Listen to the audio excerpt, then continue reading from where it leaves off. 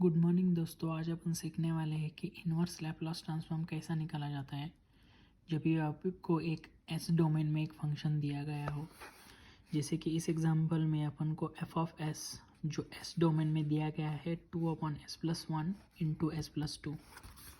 तो ऐसे केसेस में अगर आपको इन्वर्स लैप्लास ट्रांसफर निकालना है, मतलब क्या करना है, एफ ऑफ टी निकालना है, मतलब टाइम डोमेन में इसकी वैल्यू क्या आएगी, ये चीज़ अपन को निकालना है। तो ऐसे केसेस में अपन को एक मेथड यूज़ करनी पड़ती है, उसको बोलते हैं पार्शियल फ्रैक्शन एक्सपांशन, जो मैंने इधर लिखा है। और यहाँ पे मैं एक केस कंसिडर कर रहा हूँ इस फंक्शन का, जिसमें root of the denominator are real and distinct. मतलब जो डिनोमिनेटर में जो भी टर्म्स है उसका पोल्स, मतलब उसके वैल्यूज़ क्या आएंगे, s=-1 और s=-2 आएंगे, राइट। तो ये रियल वैल्यूज़ है, ठीक है। इसमें इमेजिनरी वैल्यू कोई है ही नहीं है और दोनों अलग रूट्स हैं, मतलब एस एक -1 है, एक -2 है। तो एक सिंपल केस है, ये पहला वाला केस है जिसमें रूट्स, डिनोमिनेटर के रूट्स जो है वो रियल है और अलग है, डिस्टिंक्ट है, अलग है।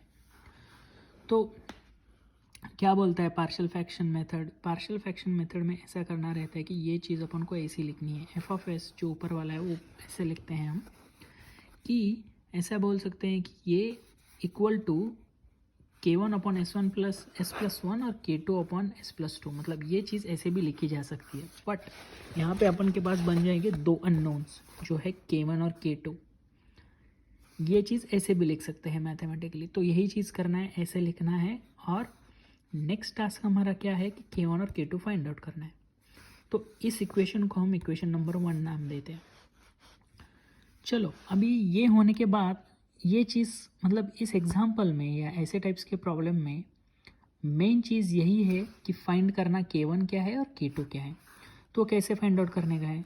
तो पहले तो k1 फाइंड आउट करने के लिए क्या करना रहता है, जैसे कि सबसे पहले जब भी k1 फाइंड करना हो, जैसे कि इस केस में k1 इधर है, तो उसके नीचे डिनोमिनेटर में क्या है, s+1 है। तो s टेंडिंग अगर -1 हो गया तो बेसिकली s टेंडिंग -1 से अपन को कैलकुलेशन करनी है। कैसे कैलकुलेशन करनी है? जो भी एफ ऑफ एस है जो है ऐसे लिखना है, जैसे कि 2/s+1 और s+2, और अपन s टेंडिंग -1 कर रहे हैं तो इसीलिए s+1 टर्म कंसिडर करना नहीं है, ठीक है। सो बेसिकली जो भी अपन कोएफिशिएंट निकाल रहे हैं या रेसिड्यूज निकाले, k1 निकाल रहे हैं, उसके नीचे क्या है, डिनोमिनेटर में s+1 है, तो वो वाला टर्म जो इधर है वो इधर नहीं लेने का है कैलकुलेशन में। ये पहली चीज़। तो क्या लिखा है मैंने, 2/s+2। मैं लिख सकता था s+1 भी, लेकिन क्योंकि हम k1 फाइंड आउट कर रहे हैं और k1 के डिनोमिनेटर में s+1 है, इसीलिए हम s+1 ये वाला कंसिडर नहीं कर रहे हैं। और अपन क्या करेंगे, s टेंडिंग -1 करके इसकी वैल्यू निकालेंगे। तो कैसे आएगा, ऊपर 2 आएगा, s के जगह पर -1 डाल दो जो मैंने इधर दिखाया है, +2 आएगा। तो क्या आएगा, 2/1, तो इसकी वैल्यू आएगी 2, ठीक है। तो ये अगर चीज़ आप समझ गए तो k2 कैसे निकालना है, तो सेम चीज़ k1 के लिए जो कि वही करनी है। जैसे कि k2 के नीचे क्या है, डिनोमिनेटर में s+2 है, राइट। तो ऊपर वाला एफ ऑफ एस है जो है ऐसा ही लिखने का है, बट s+2 टर्म कंसिडर नहीं करना है। तो s+2 अगर मैं इसको ढक देता हूँ तो क्या बचेगा, 2/s+1। बेसिकली जो भी कोएफिशिएंट की वैल्यू निकाल रहे हो उसका नीचे वाला टर्म नहीं कंसिडर करना है। तो k2 के लिए डिनोमिनेटर है s+2 है, राइट। तो उसके लिए s+2 को ढक दो और वो एक्सप्रेशन लिख दो, क्या है, 2/s+1। तो मैंने लिख दिया 2/s+1 और s टेंडिंग टू -2। क्यों? क्योंकि जो हम k2 की वैल्यू निकाल रहे हैं उसमें, उस केस में s = -2 अपन को करना है, इसलिए हम इस +2 टर्म कंसिडर नहीं कर रहे हैं, राइट। तो इसीलिए 2/s+1 आएगा, s टेंडिंग -2 आएगा। तो s के जगह पर अगर -2 डाल दिया मैंने तो क्या आएगा, 2/-2 + 1, तो इसकी वैल्यू आएगी -2, ठीक है। तो एक बार k1 और k2 की वैल्यू अपन को मिल गई, उसके बाद क्या करना है, ये दो वैल्यूज़ हम इक्वेशन 1 में डालेंगे। तो चलो देखते हैं। तो मैंने यही लिखा है, putting values of k1 and k2 in equation 1। अगर मैं इधर डालूंगा इक्वेशन 1 में तो एफ ऑफ एस क्या बन जाएगा, k1 क्या है, 2 है, 2/s+1, जो इधर है 2+1। K2 क्या है, K2 क्या निकाला है -2, तो -2/s+2। तो F of s equal to 2/s+1 plus -2/s+2। तो अभी अपन को क्या है, क्वेश्चन में क्या करना है कि इनवर्स लैप्लास ट्रांसफॉर्म लेना है। तो इनवर्स लैप्लास ट्रांसफॉर्म लेने के लिए क्या करते हैं अपन, taking inverse Laplace transform on both sides. तो एफ ऑफ एस बन जाएगा एफ ऑफ टी, क्योंकि अपन टाइम डोमेन में जा रहे हैं फ्रीक्वेंसी डोमेन से।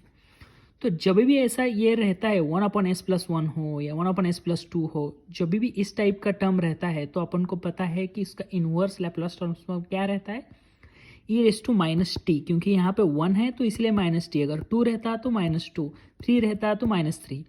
तो इसीलिए 2 का कोएफिशिएंट 2 है, कांस्टेंट ऐसा ही रहेगा। 1/s+1 है तो इसलिए -t आएगा, e⁻⁻t। अब ये माइनस साइन इधर लेता हूँ मैं, ऐसे ही 2 सेम चीज़ है, s+2, s+1 की जगह पे है s+2, तो इसीलिए e⁻t के जगह पे आएगा e⁻2t। अगर समझो 3 रहता तो यहाँ पे e⁻3t रहता, बट यहाँ पे है s+2, इसीलिए आएगा e⁻2t into ut, unit step function.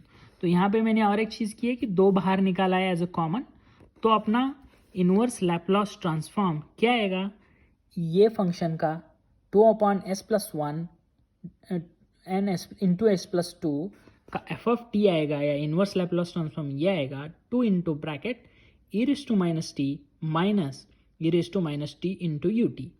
तो इसके लिए हमने कौन सी मेथड यूज़ की, हमने पार्शियल फ्रैक्शन एक्सपांशन की मेथड यूज़ की है। बट इसमें भी टाइप्स है पार्शियल फ्रैक्शन के, वो डिपेंड करता है ये फंक्शन किस टाइप का है। तो इस फंक्शन के जो रूट्स है डिनोमिनेटर के, वो है रियल, क्योंकि -1 -2 रियल है और अलग अलग है, राइट। तो ऐसा जब रहता है, ऐसा टाइप का केस रहता है, तब पार्शियल फ्रैक्शन ऐसा किया जाता है कि सेम फंक्शन लो, उसको कोएफिशिएंट्स डाल के ऐसे डिवाइड करो और k1 और k2 निकालो, वो वैल्यूज डालो और बाद में इनवर्स लैप्लास ट्रांसफॉर्म लो। तो ये स्टेप्स है ऐसे टाइप्स के प्रॉब्लम सॉल्व करने के लिए। तो मुझे बताइए कमेंट्स में अगर आपको कुछ डाउट है तो, या यहीं पे अपन के ये लेक्चर ख़त्म करते हैं। Thank you.